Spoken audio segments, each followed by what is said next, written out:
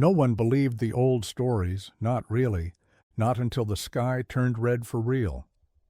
Orun was a quiet planet, or it used to be. Covered in deep green jungles and old ruins, no one could read anymore. People said the planet used to be important, once home to a race called the Valari. But that was long ago, before the wars, before the empires, before the scavengers came. Cale had never cared much about those stories. He was too busy surviving. He lived in a rusted-out camp near the edge of the jungle, a place where old machines came to die and desperate people came to pick them apart. His fingers were always scratched and stained with grease. His eyes stayed low. His past stayed buried. That was the way it had to be. But that day, the day the sky turned red, everything changed. It started with a sound, a high whistle, like the sky itself had drawn in a breath. Cale looked up just in time to see a fireball streaking through the clouds. It roared overhead, trailing smoke and sparks before crashing into the jungle with a thunderous boom. Everyone in camp froze. Most turned away, pretended they hadn't seen it. Trouble always came from the sky. Kyle should have done the same, but something pulled at him. Maybe it was the fact that the crash was close. Maybe it was the strange glow he saw in the smoke. Maybe it was the little metal charm hanging from his neck, the only thing his mother had left him, suddenly warm against his skin. Whatever it was, he ran. The ship was half buried in dirt and roots, steam pouring from cracks in its hull. Cale slipped through a broken hatch and found her. An alien, tall, pale-skinned, her armor cracked and bleeding light. Symbols shimmered across her chest, faint glowing lines that moved like ink in water. She looked at him with wide, glassy eyes. She was dying, but she smiled. "You're one of them," she whispered. Kyle didn't understand. She reached into her armor and pulled out a small crystal, no bigger than a coin. It flickered in her hand. Dimensois, silent. But when she placed it in Cale's palm, it lit up like a sunrise. Her last words barely reached him. "The archive, beneath the roots, before the red sky rises." Then she was gone. Cale didn't go back to camp. Instead, he took the crystal to the only person he trusted, Neri. She was strange, even for Orun. Skin like silver stone, hair that moved as if caught in some invisible breeze. She said she came from a fire moon, a place where people read stars like books and heard songs in the wind. Most thought she was crazy, but she knew things, ancient things. She held the crystal, eyes narrowing. "This isn't just a map," she said. "It's a message and a key." Together they unlocked it. A map spread out in glowing air, lines of light stretching through the jungle, pointing deep underground to something old, something hidden. "The Valari didn't leave," Neri whispered. "They went below." Kyle felt the weight of the crystal in his hand. Something was waking up. Before they could follow the map, the hunters came. Men in black armor, faces hidden behind masks. Their weapons hummed with heat. Cale didn't know who they were, but he knew what they wanted. The crystal. He and Neri ran, through vines and stone, through forgotten paths that hadn't been walked in 1,000 years. The crystal pulsed in his hand, like it was guiding him, leading them towards something buried deep beneath the roots of Orun. The ground shifted beneath their feet, and they fell. They landed in silence. A vast cavern spread out around them, trees grown upside down, their roots hanging like the arms of giants. The walls shimmered with strange symbols, flickering as if alive. And in the middle of it all, a door. No hinges, no handle, just a smooth, round surface that pulsed like a heart. Cale stepped forward. The charm around his neck began to glow. He didn't know why, but he touched the door. It opened. Inside, the walls were filled with images, memories, whole moments frozen in crystal, the rise and fall of civilizations, great ships moving through star-filled skies, creatures that no longer existed. Voices whispered as he walked, not in words but in feelings. Kyle understood. The Valari hadn't died. They had gone to sleep, locked themselves inside their archive to avoid being turned into weapons. They had chosen silence, peace. But the galaxy was stirring again, and Kale, he was part of their plan. Somehow, some way, his blood carried the key. "You were born to run," Neri said softly, standing beside him, "but maybe it's time to stop." Kyle didn't speak. He just reached out and touched the heart of the archive. Above them, the sky turned red. Ships began to descend. War machines, the ones who hunted, were not alone anymore. But the archive had already awakened. Light burst from the trees, from the stones, from Kyle himself. The jungle shook. The Valari were stirring.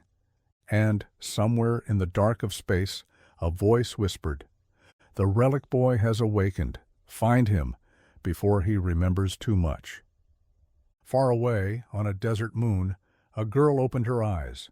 Her pupils glowed with Valari light, and she smiled. It has begun. She had no name, not one that mattered anymore. On the desert moon of Vessery she lived in silence, watched the stars, listened to the wind scrape across dead stone. But ever since the archive pulsed across the galaxy, her dreams had changed. She saw glowing trees, a boy running through shadows, a voice that whispered her name, though no one had spoken it in years. The Valari had awakened, and her eyes glowed with their truth. She stood at the edge of a forgotten temple, sand swirling around her feet. Somewhere beneath this ruin was her purpose. She could feel it. Back on Orun, Kale couldn't sleep. Every time he closed his eyes, he saw flashes, cities crumbling, stars collapsing, faces he didn't know, but somehow did. The archive had done something to him. The crystal was no longer just a key, it was alive, growing, feeding him fragments of Valari knowledge. But it came with a cost. He barely remembered the sound of his mother's voice. His memories were starting to melt, replaced by things that didn't belong to him. "The archive isn't a library," Neri said quietly, watching him. "It's a living thing.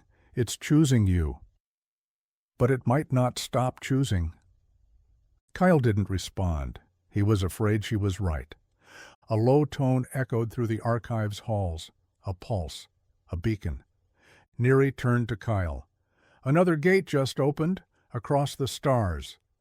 The crystal responded, spinning patterns in the air, symbols pointing toward the desert moon of Vessery.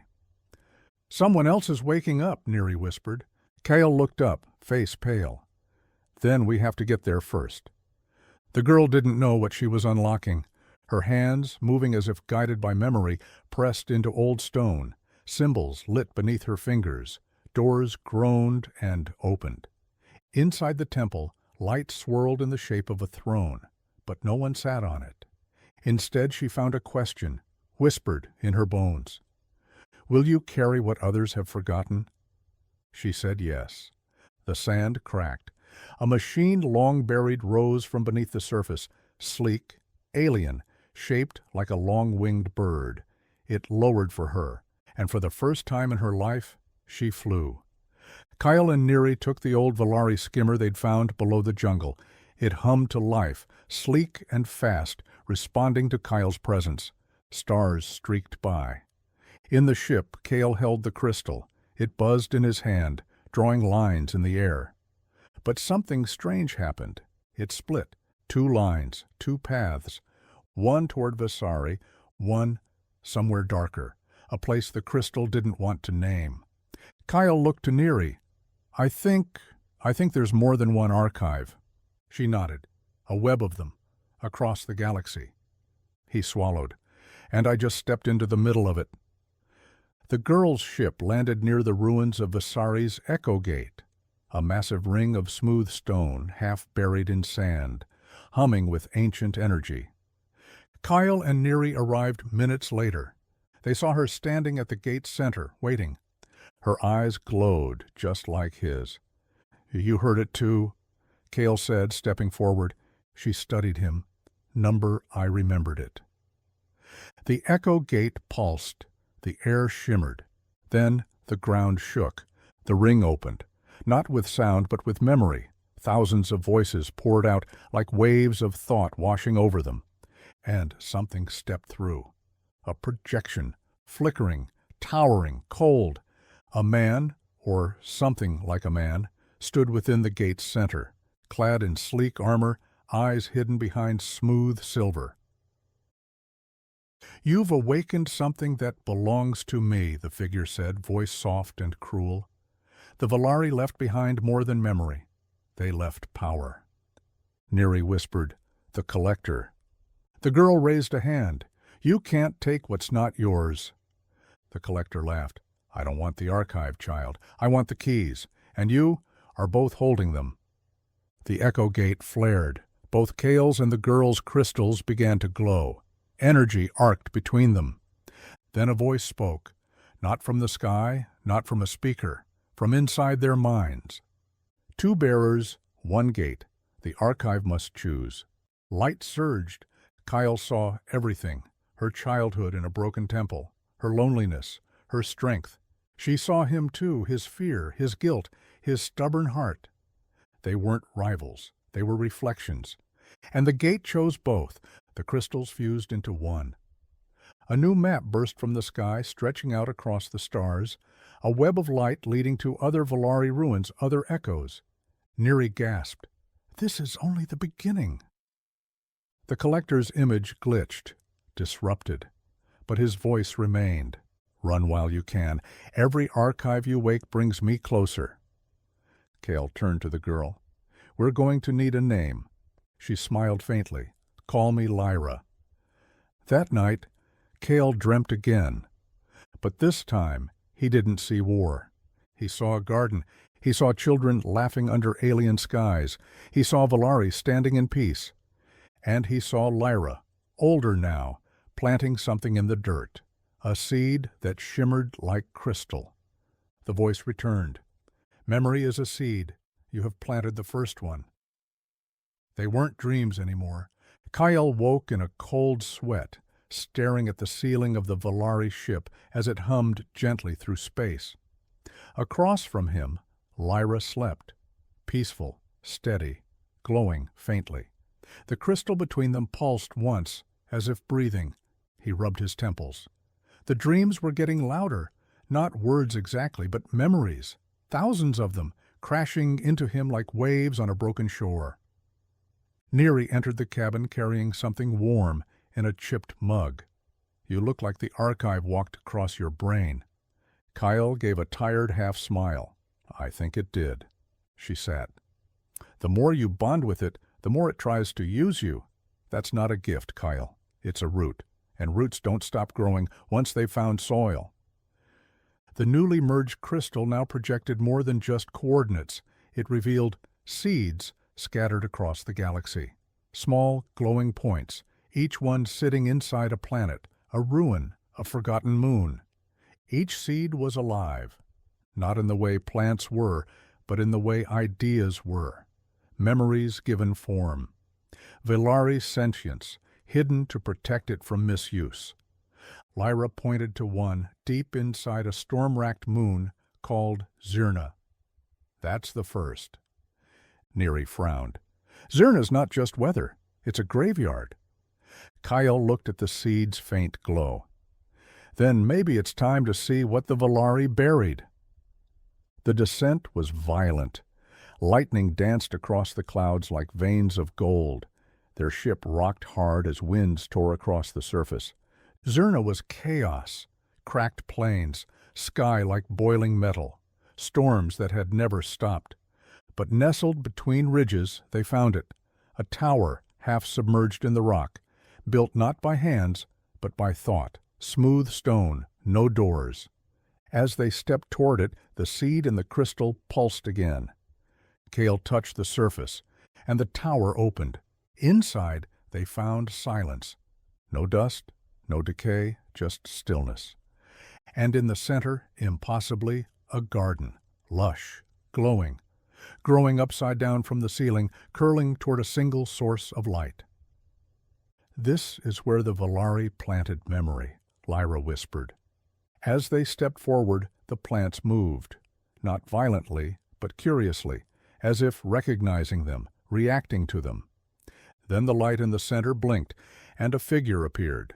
She looked like Lyra, slightly older, sharper eyes, a voice that hummed like music.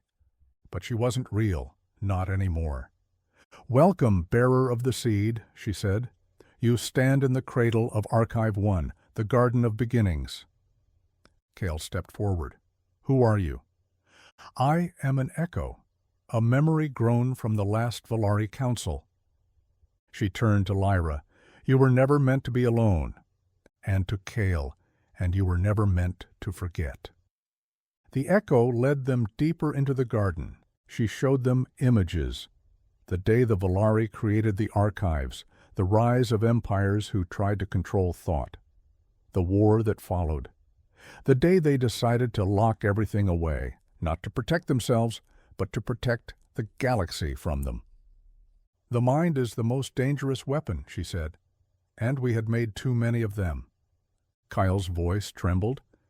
"Then why are we waking them now?" "Because forgetting has made the galaxy worse." Suddenly the crystal flickered. A shadow filled the garden. A new image played, unbidden. A younger man, lean, sharp eyes, working in the shadows of the Valari archives. The echo whispered his name. He was once one of us, before he chose to steal memory instead of share it. Kale's jaw clenched. "The Collector—" Neri shook her head. "He didn't just want power, he wanted to erase." "He seeks the core archive," the echo warned, "where all memory merges. If he finds it first, he can rewrite everything." A sound, deep, rumbling. The tower shook. Outside, a black storm rolled toward them, unnatural, controlled. Neri ran to the sensors. "Someone's found us. Fast-moving craft. No ID." Kale turned to the echo. "Can we move the seed?" "Number, but it can move with you." The vines of the garden reached for them, wrapped around the crystal, around Kale's wrist, around Lyra's palm. Then the light went out. They ran. The tower began collapsing, the storm crashing over it like a wave of darkness. Kale and Lyra reached the ship as lightning split the sky. The seed pulsed inside them now, part of them. As they lifted off, Neri called out, "We've got a new signature. Another seed just lit up." Kyle's voice was quiet. "Where?" She paused. "Back where it started. Orin." Lyra's eyes narrowed. "Then we go home." Beneath the surface of Zyrna, the last vines twitched. A voice echoed in the silence. Kale expected Orun to feel like home, but as their ship descended through the jungle mist, something felt wrong. The sky was dimmer than he remembered. The treetops leaned as if listening. Even the winds whispered different stories. He pressed his hand to the ship's window. "It's changed." Neri checked the readings. "It's not just you. The energy patterns around the jungle, they're alive." Lyra said nothing. She simply stared out at the horizon, toward the place the map now pointed. Not the archive they'd already discovered. A new one, hidden deeper. Older, untouched. They landed near a valley the maps hadn't shown before, because it hadn't existed. The ground had shifted, cracked open, revealing a pit lined with massive tree roots and ancient stone carvings. A doorway stood in the center, Valari made, but cracked down the middle. Lyra ran her fingers along the split stone. This one was sealed from the inside. Kyle stepped through, crystal in hand. The air inside was heavier, not dusty, just heavy, like it was full of thought. In the center they found something unexpected, a grave, marked with Valari runes. But the name etched into the stone wasn't ancient. It was Kale's mother. Kale froze, his breath caught. Lyra stepped closer. "Your mother, she knew the Valari." Kyle knelt before the grave. "She used to hum strange songs at night.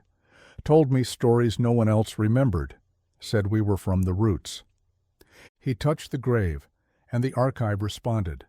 Light poured from the walls. A new echo formed, but this one wasn't a stranger.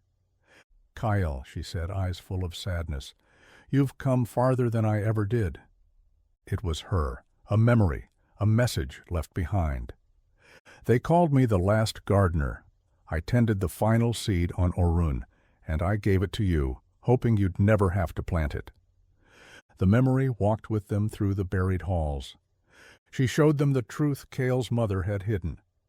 How she'd found the seed in a Valari ruin. How she'd carried it in her body, pregnant with Kale, infused with Valari code.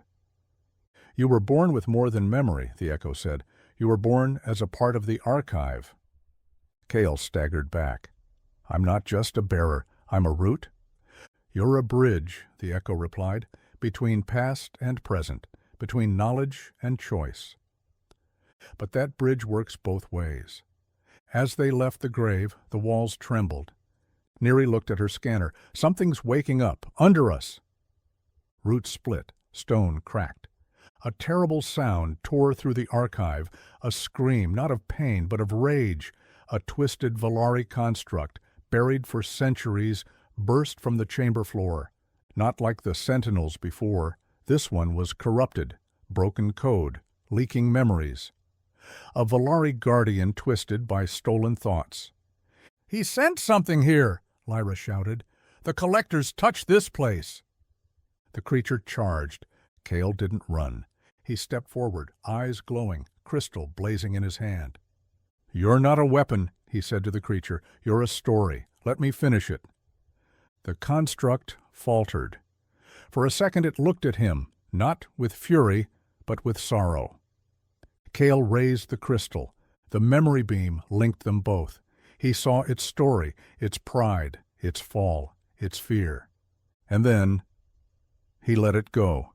The creature collapsed gently. Light fading, peace returning. Later they stood in the archive's heart. Another seed pulsed in the air, this one twinned. It split in two when Kale touched it. One half floated to Lyra, the other waited. "This is the archive testing us," Lyra said, "seeing if we can carry it together." She looked at Kyle. "If we do this, we can't go back." He smiled. "We already crossed that line." From above the jungle, a light shot into the sky. The new seed was awake. The map updated. Dozens more points appeared across the galaxy. "We've just lit a beacon," Neri said. "Others will see it. Some will follow." Kale looked out at the horizon. Lyra stepped beside him. He whispered, "Then let them come." In a dark chamber aboard a massive ship drifting between stars, the collector stood before a curved wall of memory glass. The map glowed. Another seed awakened. He placed a hand on the glass. "Let them run. Let them gather seeds. The more they grow, the more I get to burn." His eyes flickered with stolen light. Across the galaxy, ancient receivers began to stir. They hadn't buzzed in centuries. Most were forgotten, buried in temple ruins, or overgrown by moss. But when Kale and Lyra lit the twin seed on Orun, the signal pulsed outward like a ripple through glass. In slums and thrones, towers and taverns, people stopped and stared as holograms flickered to life. A voice, a pulse, a map, and a word long buried, Valari. Somewhere on the violet-streaked moon of Terea, a child touched her forehead and began speaking in a language she had never learned. On a warship orbiting the dead star Clythus, a bounty hunter felt a crystal heat up in his chest. In a floating city above the clouds of Peladrax, a forgotten priestess raised her arms as vines bloomed across her temple's floor, despite the temple being made of steel. Something ancient was waking, but not all who woke were chosen. Back aboard their ship, Kale stared at the console. A message had arrived. No name, no source, just coordinates and a line. "We carry seeds too. Meet us where the fire sleeps." Neri squinted at the data. The signal bounced through 10 relays and 3 black holes. "Whoever sent this, they don't want to be tracked." Lyra tilted her head. or they don't want the collector to hear. Kyle leaned forward. Plot the course. Let's meet our fellow gardeners. The planet was called Mullen, a volcanic world with fire rivers that hadn't cooled in 1,000 years. The signal had led them here, to a crater surrounded by sharp, jagged obsidian. There, 3 figures waited. One was a cloaked woman with glowing tattoos on her neck. One was a 4-armed, frog-like alien with a laughing face. And the last was a man. Human, or close enough, older than Cale, dressed in ragged robes, with a voice like dry thunder. "I've been waiting for the next seed-bearers," he said. They sat around a fire, not natural, but conjured from Valari code. It flickered and hissed, showing moments from their lives, stories made of flame. "There were once 12 archives," the old man said. "Only 6 have reawakened. Each of them held a seed, each seed different, colored, shaped, attuned to its bearer." Lyra asked the question everyone was thinking. "If there are 6 of us now, why were we called here?" The woman with the glowing tattoos spoke, because a 7th just corrupted. The story was simple and terrifying. One of them, a seed-bearer from the ice moons of Halvora, had reached her archive alone and opened it too fast. The memories weren't stable. The seed turned on her. She lost control of her own thoughts, became part of the archive, and now the archive was leaking into the planet itself. "She is no longer a person," said the 4-armed alien. "She is remembrance, and that cannot be allowed to spread." Cale frowned. "So we put her to rest?" The old man's voice darkened. "We end her before she becomes another collector." They arrived on Halvora hours later. The planet was a world of stillness, ice that stretched to the horizon, broken only by flickers of blue light below the surface. The air carried a hum, not sound, memory. It whispered things they shouldn't know, names, secrets, regrets. Cale turned to Lyra. "This place isn't frozen. It's stuck. It's playing her memory over and over again." They moved carefully through the ice caves, following the seed's pulse. It led them to a massive fractured chamber. There she stood, eyes white, hair floating, skin etched with memory runes. She didn't speak. She just raised her hand, and the ice moved. The ice turned to tendrils, reaching like arms. They weren't physical. They were moments. Fragments of her life, childhood laughter, first grief, a war she never won, the death of a lover. Lyra was almost swallowed by a vision of her own past. Cale pulled her back. "She's not attacking us," Neri shouted. "She's trying to drown us in who she used to be." The old man stepped forward, seed blazing in his chest. He spoke a word none of them understood, and the chamber shook. They didn't kill her. They unwound her. Kyle used his seed to stabilize hers. Lyra touched her hand and sang a song, the one Cale's mother used to hum. The memory woman calmed, and then she dissolved into light. Her seed floated into the air, no longer bound to a body. The old man caught it and said nothing for a long time. Then, "We've begun a war, not against the collector, but against memory itself." Back aboard his fortress, the collector smiled. He held a seed in his hand, black as night. It didn't pulse, it didn't glow, it throbbed. "Let them gather, let them hope. I only need one seed, the last one, the one that unwrites everything." And behind him the stars bent ever so slightly, as if bracing for what came next. The planet was called Sereth. Once lush, once loved, now it was nothing but cinders. Black wind carried scorched dust across dead forests. Mountains that had once reached the sky were now broken teeth. From orbit, the planet looked like a wounded eye, still glowing at its edges. Cale stared down at it from the ship's viewing deck. "He got here first," he said. Lyra stood beside him, silent. The collector had found the seed before them. And yet, The map still pulsed. "If the planet's dead," Neary said, "then why is the seed still active?" No one had the answer, but Cale had a feeling it was one they wouldn't like. They landed near the ruins of a city called Mivara. Long ago, it was a Valari outpost, a learning nexus surrounded by gardens and light towers. Now only shadows remained.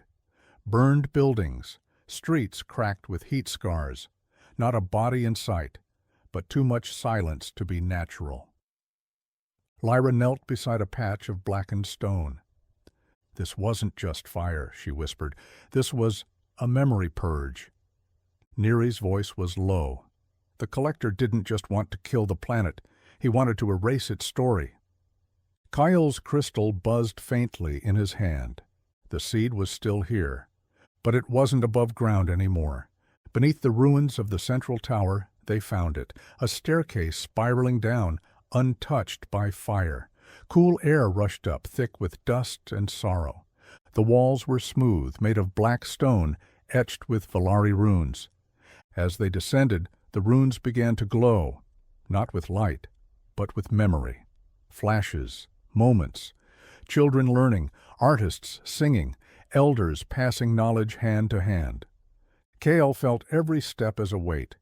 They reached the bottom where a single door waited, no lock, no mechanism, just a sentence, etched in ancient Valari. "To open, you must carry our last sorrow." Lyra stepped forward. "Then we open it together."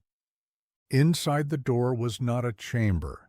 It was a pit, a deep shaft lined with memory crystals, shattered, fractured, half-melted. At the very bottom, something glowed. The seed. It floated above the remains of what looked like a person, but the body was flickering, not rotting, not dead. More like it was remembering itself wrong. Neary scanned the pit. "That's not just a body, that's a backup archive." Lyra paled. "That's why the seed is still active." Cale clenched his jaw. Then the Collector didn't take it. He left it to rot. Cale descended first. The seed pulsed as he approached, and a vision hit him like thunder. Sereth in full bloom. Green skies, birds with crystal feathers, laughing streets, and then flame. Not natural, not war, but intentional forgetting. "He used the unwriting seed here," Kyle whispered. The body at the bottom stirred, eyes opened, blank and white. A voice echoed, thin and broken. "You are not my memory. You are not my child." Lyra arrived beside Cale. "We're not here to remember," she said gently. "We're here to carry it forward." The body smiled, sad, relieved, and the seed dropped into Cale's hands. The moment the seed touched Cale's skin, the entire pit lit up. A signal pulsed from the base of the planet, coded, sharp, unmistakable. Neary screamed through the comms, "It's a trap!" In orbit, dozens of ships uncloaked, black, sleek, silent. The Collector's fleet. Cale looked up. Lyra whispered, "We don't have time to fight." Cale looked down at the seed. "We're not going to fight." He reached into his belt, pulled out the first seed they ever awakened, the one from Orun. Time to give them something else to chase. They activated the Orun seed and hurled it upward, wrapped in a memory shell Cale coded on the fly. "Let's see if they like false history," he muttered. It worked. Half the Collector's fleet split and followed it, but the rest began to descend. Cale and Lyra ran back to the ship, breath ragged, hearts racing. "Tell me we can fly through a blockade," Cale called out. Neary grinned. "No. Beat, but we can fall through one." They launched downward, using the planet's gravity to slingshot beneath the fleet's formation. The ship groaned, shields sparked. Then burst into space. Lyra laughed. Kyle leaned back. "Please tell me we're done for the day." Neary didn't smile. "The seed we just found? It's not a power core. It's a message capsule." Cale sat up. "What kind of message?" She showed them. The seed glowed, projecting a symbol none of them had ever seen before. 12 stars, orbiting a black spiral. "It's the location of the core archive," Neri whispered. "The original Valari mind." The collector sat in silence. He'd lost the Seraph seed. But he'd gained something more. He now knew who Kale was. "The root-born," he whispered. "I should have ended you in the cradle." He turned to his command chair. Behind him the stars stretched. The core archive awaited. No matter how many seeds they carry, the story ends where it began. I'm going home. They had gathered. 12 ships, 12 bearers, 12 seeds, each recovered from forgotten corners of the galaxy. Some bearers were scholars, others warriors. A few, like Kale and Lyra, were still learning what they'd become. But all of them had seen the collector's shadow. They now stood at the edge of a starless sector, the coordinates given by the Seraph seed leading them to a blank space in the galaxy's charts. There was nothing here, until Kale held his seed to the void, and space split. The core archive was not a planet. It was a construct, a ring, enormous, silver-black, wide enough to encircle a gas giant, hovering in the void, no stars near it, no gravity field. It simply was. As they approached, the seeds began to resonate. One by one, the ships entered the ring's center, and time buckled. Kale blinked, and suddenly he wasn't on the ship. He was on Orun again, but younger, a child, watching his mother whisper to the stars. "They buried the truth in your blood," she said, "but the archive always remembers." Kale snapped back to awareness. He and Lyra were now standing on a floating platform inside the core archive. Above them, galaxies twisting like smoke. Below, memories flickering across surfaces like rippling water. Each seed-bearer stood on their own platform, all 12. A voice echoed, not from the air, but from within them. 12 returned. The archive is whole. Choose your purpose, or be chosen. The seed in Kale's hand pulsed. Lyra gripped his arm. "It's asking us what to remember and what to forget." Because the core didn't store history, it edited it. The platforms trembled. A 13th figure appeared, not from space, but from inside the archive itself. The collector. But he wasn't as he'd been before. He was glowing, slightly unstable. His presence warped the memory streams around him. His own seed, black, throbbing, alive, floated like a predator at his side. "You found the archive," he said, "but you don't know how to use it." Kyle stepped forward. "And you do?" The collector smiled. "I was born here." The archive showed them. The collector had once been a Valari, part of the original design team that built the archive, a memory architect.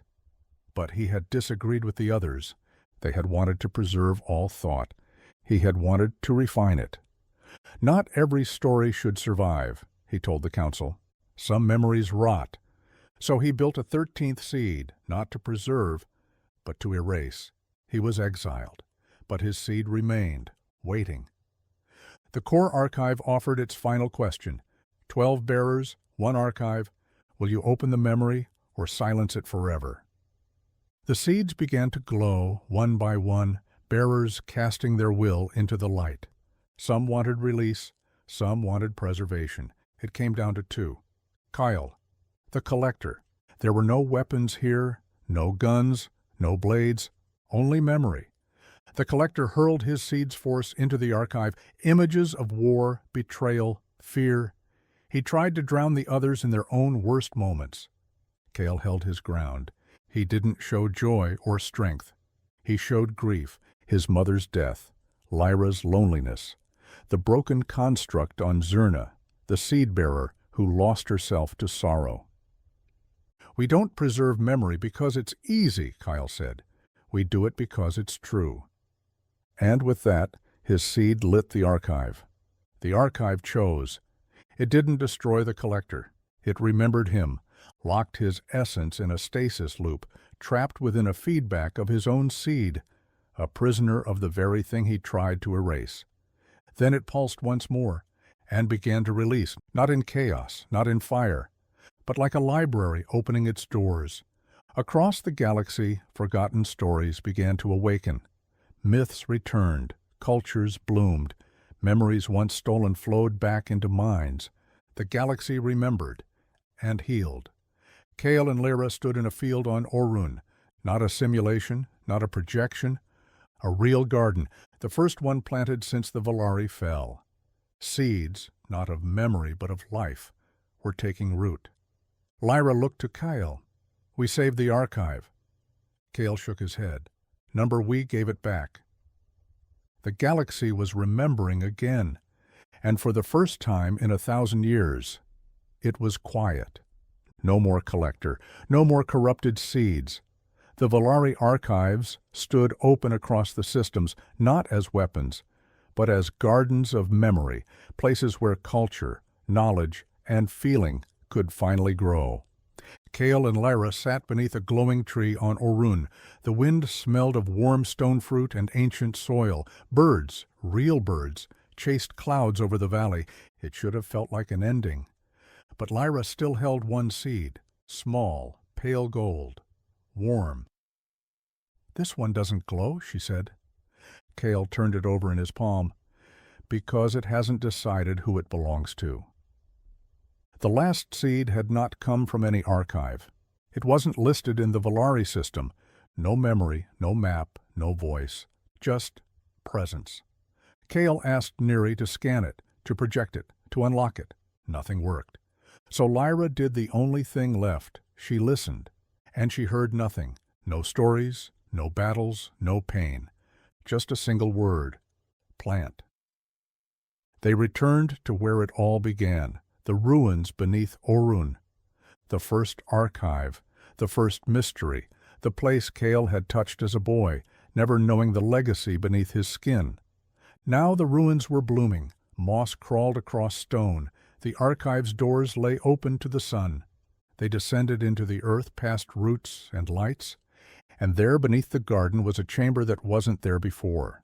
Circular, quiet, made of dirt and time. Lyra knelt and placed the seed in the center. It sank into the soil like a raindrop. Nothing happened. Not at first. Then, light. But not from above. From the ground. Roots curled out of the floor, weaving into shapes, first abstract, then real. A hand, a face, a child.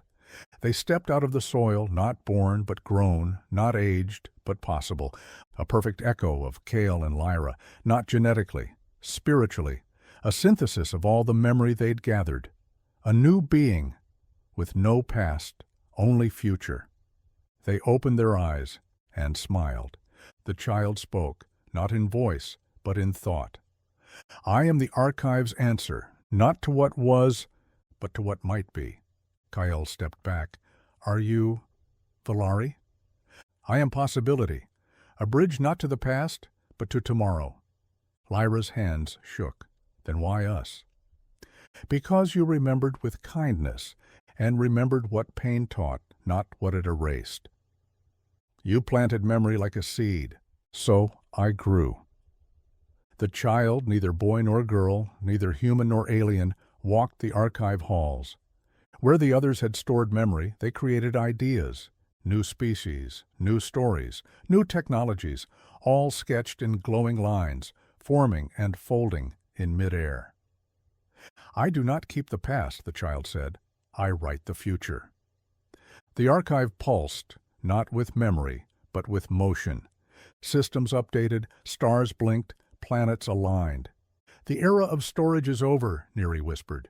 "We're entering the era of creation." And Kale smiled. "The archive is alive." Lyra touched the child's shoulder. "What will you do now?" The child looked to the sky. "Go where nothing is remembered, and start from there." They stepped into a beam of light, one not cast by the sun, but by intent, and were gone, just gone. Like a dream you know was real. Across the galaxy, seeds faded, not into silence, but into soil. People found gardens growing in once ruined cities, statues, blooming leaves, temples once empty now whispering stories that had never been told. The archive didn't die. It changed. No longer memory, now inspiration. Final scene, the Book of Dust and Stars. Cal sat on a porch overlooking the Orin Valley, an old journal in his lap, a page half written. Lyra emerged behind him holding a sapling. "Ready?" He nodded. Together they planted it in the earth. No crystal, no archive, no Volari, just a seed and a future.